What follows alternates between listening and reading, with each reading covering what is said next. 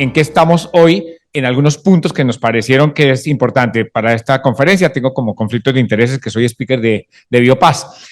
Digamos que llevamos 30 años con antiagregación plaquetaria dual y quizás lo que quiero mirar, que observen aquí en la diapositiva, es que los primeros 15 años de la antiagregación fueron dedicados a disminuir eventos isquémicos, pero hacia alrededor del 2008, 2010, digamos que se tuvo la conciencia clara de que no solamente es bajar eventos isquémicos, sino evitar eventos de sangrado, porque el sangrado al final del día tiene probablemente la misma o el mismo impacto en la mortalidad o incluso más impacto en la mortalidad de los pacientes. Entonces, nada sacamos con disminuir eventos isquémicos si el paciente sangra y se muere de un sangrado.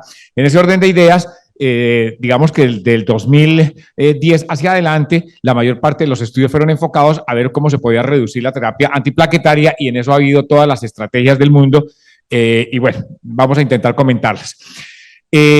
Voy a tratar de revisar solamente lo que en realidad tenemos nosotros en nuestro medio como antiagregantes plaquetarios. Digamos que ha habido a través del tiempo innovaciones para tratar de, digamos, de intervenir en cada una de las etapas o de los posibles sitios en los cuales puede bloquearse la agregación plaquetaria, pero digamos que en general, ¿qué usamos? Nosotros tenemos aspirina fundamentalmente, hace más de 70 años utilizamos aspirina como prevención en cardiología, pero quizás digamos que estos dos estudios son dos estudios que me parecen claves. Uno es el ISIS, que fue hace 30 y pico de años, el ISIS-2, que demostró por primera vez en síndrome coronario agudo que la aspirina le baja a uno la mortalidad en un 23% y en un 50% le baja la tasa de reinfarto.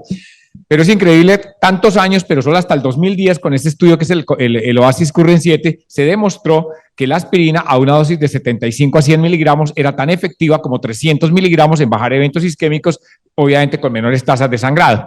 Luego viene el clopidogrel, que lo estamos utilizando hace más de 25 años, con estos que son los estudios, digamos, Larman en clopidogrel, pero quizás, digamos, aquí no agregué, para mí uno de los estudios que está marcando un poquito la pauta, que es el HOT-ETSAN, que es un estudio en el cual se les daba la terapia antiplaquetaria por los 12 meses y todos sistemáticamente le estamos dejando aspirina de ahí en adelante. Este estudio mostró a 2 años y a 5 años que en vez de darle aspirina, dejar clopidogrel en estos pacientes, tiene mejor eficacia en bajar eventos isquémicos y ha habido una, digamos, tasa de sangrado similar al de la aspirina globalmente, pero con menos sangrado gastrointestinal, de forma tal de que esto probablemente es lo importante, porque alguien preguntaba en otro lado que si se había acabado clopidogrel y parece que con esto, pues probablemente es lo que está renaciendo. Prasugrel, pues estos son los estudios fundamentales de prasugrel. Digamos que me interesaría de pronto decirles uno, que pues obviamente el estudio Landmark, que todo lo conoce, es el Triton TIMI 38, que comparado con clopidogrel bajó en un 19% ese punto final primario, que para todos es mortalidad cardiovascular, infarto y ACV. Luego están estudios con pacientes en los cuales no se hacía intervencionismo percutáneo, sino manejo médico, en el cual es el Trilogy, que en realidad no mostró diferencias con respecto a clopidogrel, el ACOAS, que es un estudio de pretratamiento, y el ISARREAD, que a pesar de que tuvo una serie digamos, de conflictos o de cuestiones metodológicas que no creo que haya el tiempo para discutirlas, pero bueno, finalmente cambió las guías y eso es lo importante. Y ticagrelor, que son los dos estudios claves, el Plateau, que mostró un 16% en la reducción de ese punto final primario, pero demostró reducción en la mortalidad cardiovascular, que fue lo más importante del Plateau, y de ahí las guías desde ese momento plantean o darles prasugrel o darles ticagrelor a los pacientes que son llevados a una sala de hemodinamia con diagnóstico de síndrome coronario agudo. Los puntos claves para nosotros o para mí como hemodinamista son pretratamiento, que es donde hemos tenido ahorita, digamos, un cambio en la guía, y es que en pretratamiento los estudios que se han hecho son en síndrome coronario agudo sin elevación del CT, el ACOAS les daba 30 miligramos antes de llevarlos a la sala de hemodinamia, en promedio unas 4 horas antes.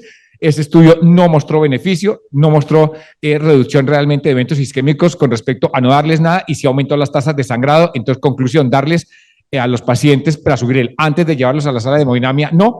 Atlantic, que fue el estudio con elevación del segmento ST y dándoles ticagrelor, en realidad probablemente fue muy cerca la administración del ticagrelor a la angiografía coronaria, fueron 30 minutos, y por eso no mostró realmente tampoco ni reducción en eventos isquémicos, aunque tampoco mostró aumento de sangrado, es decir, fue relativamente seguro. Lo que sí mostró fue una disminución en la tasa de trombosis del stem. Y finalmente el Dubious, que es un estudio que entonces le dio ticagrelor en promedio 24 horas antes a los pacientes con síndrome coronario agudo antes de llevarlo a la sala, y el estudio fue terminado por futilidad porque no mostró hasta ese momento ni beneficios en eventos isquémicos ni tampoco riesgos de sangrado. En conclusión, las guías entonces del 2023 de síndrome coronario agudo le dicen a uno: si usted tiene un infarto con elevación del segmento ST con una indicación clase 2B, precárguelo. ¿Con qué? Pues con cualquiera de los tres. Probablemente, creería yo, que es con prasugrel, y ya les muestro por qué. Si tiene un infarto sin elevación del segmento ST, ¿qué es lo que hacemos? ¿Qué es lo que usualmente tenemos en la práctica médica? Y sabemos que lo vamos a llevar a angiografía coronaria más allá de 24 horas, con indicación clase 2B, darle precarga, siempre y cuando no tenga alto riesgo de sangrado. Pero quizás lo más importante es que lo que hacen todos los servicios de urgencias, que es darle aspirina, clopidogrel o aspirina ticagrelor, queda proscrito si uno va a llevar al paciente a una estrategia invasiva temprana. Esto es la guía europea. La guía americana dice, no da una recomendación franca de si precargar o no precargar, pero dicen, ojalá entonces ya el paciente estrategia invasiva temprana para que le dé la carga de antiplaquetaria en la sala de hemodinamia y de esa manera disminuye los riesgos de sangrado. Entonces, en pretratamiento uno podría decir tres cosas fundamentales. Si está usted en un escenario estable, claramente, de la carga en la sala de hemodinamia, es decir, hoy precargar los pacientes en un paciente coronario estable antes de la angioplastia, no, solamente la aspirina con indicación clase 1A. Si el paciente está con un síndrome coronario agudo, aspirina para todos y un 2B, 3A, prácticamente contraindicado. 3A, porque no se debería dar en las primeras 24 horas. Y en infarto con elevación del segmento ST, la posibilidad de precargarlos. ¿Por qué digo yo que prasugrel? Porque en realidad cuando uno mira los estudios claves, los de ticagrelor y el Triton, que es con prasugrel, lo que uno ve es que los pacientes con infarto con supradesnivel del segmento ST ya no hubo una reducción del 19%, sino casi del 30%, y las tasas de sangrado fueron más o menos similares, de forma tal de que cuando uno mira los resultados comparados con el plató fue igual en los pacientes con manejo médico, los pacientes que se llevaron a intervencionismo, en tanto que los pacientes del Triton aparentemente derivaron un mejor beneficio en cuanto a reducción de eventos isquémicos y en cuanto a reducción sobre todo de trombosis del estén y de necesidad de nueva revascularización. Y las tasas de sangrado fueron más o menos similares. El estudio que comparó prasugrel con ticagrelor, que pues yo creo que ha sido ampliamente comentado, que fueron más de 4.000 pacientes, tanto con elevación como sin elevación del segmento ST, que más que comparar dos medicaciones, compara como dos estrategias. Lo que mostró ese estudio fue pues bastante, digamos, poco usual, porque lo que estábamos esperando era que ticagrelor fuera mejor que prasugrel, y realmente el estudio salió completamente al revés. Hubo menos tasas de eventos isquémicos, de hecho hubo más tasas de eventos adversos en los pacientes que recibieron ticagrelor con respecto a los pacientes que recibieron prasugrel, y las tasas de sangrado fueron increíblemente más bajas incluso en el grupo prasugrel. Esto probablemente fue lo que cambió o derivó que las guías cambiaran a preferir prasugrel sobre ticagrelor en pacientes con síndrome coronario agudo que son llevados a angioplastia coronaria.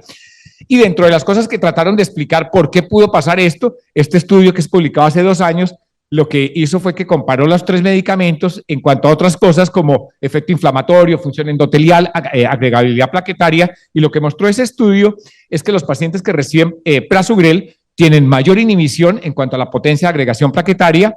El segundo punto es que aparentemente mejora la función endotelial, y eso lo hicieron haciendo una cosa que se llama la medición o la dilatación mediada por flujo. Y la otra cosa es que en marcadores inflamatorios, especialmente la interleuquina 6, el prasugrel fue el que menos elevó esto. Entonces, ellos hablan de que probablemente esos efectos pleiotrópicos puedan explicar por qué a prasugrel le fue mucho mejor que a ticagrelor. Inhibidores 2B3A en la sala de hemodinamia, entonces. Muy rápidamente, pues lo que tenemos nosotros en Colombia es tirofiban. Estos son todos los estudios clínicos. ¿Cuál es la indicación hoy? Pacientes que con indicación clase 2A, que necesitemos, ya sea por alta carga trombótica o como rescate en la sala de hemodinamia, es decir, darlo antes de llevar al paciente a angiografía coronaria, proscrito 3A. Y quizás la cosa que parece interesante es por dónde administrarlo, porque lo administramos por vía endovenosa o a través del catéter o intralesional, bien sea con el microcatéter o con el catéter de tromboaspiración. Y este estudio, que me pareció bien interesante, compara intracoronario con intravenoso, y claramente los pacientes que reciben el tirofiban intracoronario en sala se observa mejor flujo, mejor blush miocárdico, mejor resolución del segmento ST, pero digamos que estas son cosas interesantes, pero lo importante que es el MACE, los puntos duros, sí hubo una disminución por lo menos importante en los pacientes que recibieron el tirofiban intracoronario, de forma tal de que todo indica que probablemente si uno lo pone intracoronario y específicamente intralesional en el trombo, tiene una mayor actividad antiplaquetaria y probablemente va a necesitar mucho menos tiempo de infusión. De hecho, en este estudio el promedio de tiempo de infusión fue realmente corto, 6 a 8 horas para la resolución del trombo. Como les decía, estos estudios lo que derivaron en los pacientes con síndrome coronario agudo es que se prefiera prasugrel sobre ticagrelor para los pacientes que son llevados a la sala de hemodinamia. Y finalmente, en la parte, cuando ya sale el paciente de la sala de hemodinamia, yo creo que me va a detener solamente en esta diapositiva, y es que si el paciente con síndrome coronario agudo tiene alto riesgo de sangrado, estos pacientes en realidad deberían acortar la terapia antiplaquetaria, y ahí hay 1 mes, 3 meses o 6 meses. La pregunta es uno, ¿cuál opta? Casi todos los estudios derivaron igual beneficio, pero todo parece indicar que la terapia de 1 mes sí aumenta el riesgo de trombosis del stent. Entonces, excepto que tenga el paciente muy alto riesgo de sangrado, idealmente uno no debería dejarlo 1 mes, sino mínimo 3 meses, y a los 3 meses de terapia antiplaquetaria dual, toda la tendencia es a no seguir con aspirina, sino a dejarle el inhibidor P2Y12. Y si usted tiene un muy bajo riesgo de sangrado y tienes más alto riesgo isquémico, pues extender la terapia a más de 12 meses. Y digamos que el extender la terapia tiene la opción o bien de dejarle clopidogrel basado en el DAPT, pero pues el DAPT fue un estudio que se consiguió con stent de primera generación, que es lo que no tenemos hoy en día. Obviamente los stent de segunda y tercera generación, la tecnología ha hecho que baje notoriamente la tasa de trombosis tardía de esos stents, o sea que ese estudio probablemente no entra en lo que hacemos hoy en la práctica diaria. Y seguramente el Pegasus o el Compass son los dos estudios. Entonces, digamos que Pegasus es para pacientes, o por lo menos el estudio dice, paciente que haya tenido un infarto 1 o 3 años antes con un factor de riesgo isquémico adicional. Podría ser una alternativa, 60 o 90 miligramos, 60 miligramos probablemente es la dosis más segura.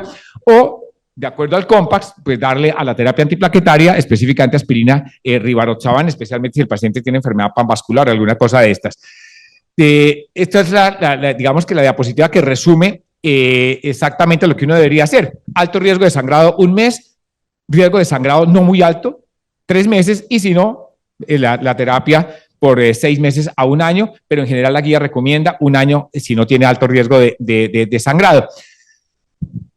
Digamos que nosotros en hemodinamia hemos utilizado muchos scores para mirar esa tasa de sangrado, desde el Crusade, desde el Precise, desde el Paris, etcétera, etcétera, pero esta guía lo que recomienda es que uno utilice esta de la Academy Research Consortium, en el cual la idea es que si uno tiene un solo criterio mayor o 2 menores, ya considere el paciente de alto riesgo, y eso es validado en una población de más de 10,000 pacientes, que lo que mostró es que si uno tiene eso, tiene 3 veces más riesgo de sangrado y por lo menos aumenta la mortalidad a un 4% respecto a un 1% de los pacientes que no hacen esto.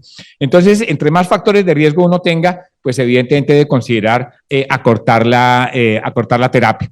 Finalmente me queda 1 minuto para mostrarles que hoy la tendencia de los últimos 4 años es a dejar la terapia antiplaquetaria dual, en general 3 meses para pacientes con alto riesgo de sangrado, y a dejar solamente el inhibidor P2Y12 después.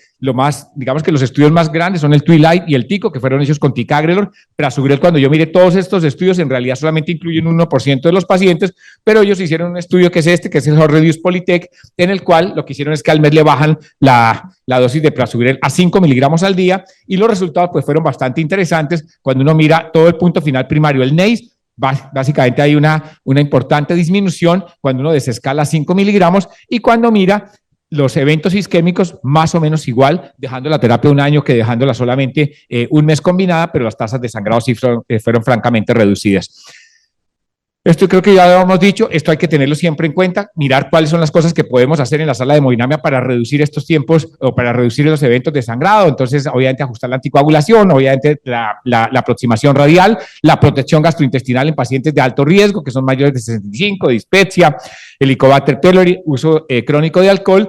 Y una cosa que tenemos frecuentemente es que si el paciente llega con anticoagulación con warfarina, pues no le ponga heparina, excepto que el INR esté por debajo de 2.5. Si viene con un anticoagulante de los directos, déjele el anticoagulante, pero agréguele la sala de hemodinamia, usualmente heparina 60 unidades por kilo. obviamente no darle pretratamiento con estas drogas, y los inhibidores de P2Y2, los inhibidores, perdón, de 2B3A es solamente para las complicaciones periprocedimentales. Y se me acabó el tiempo, y entonces dejemos ahí. Muchísimas gracias.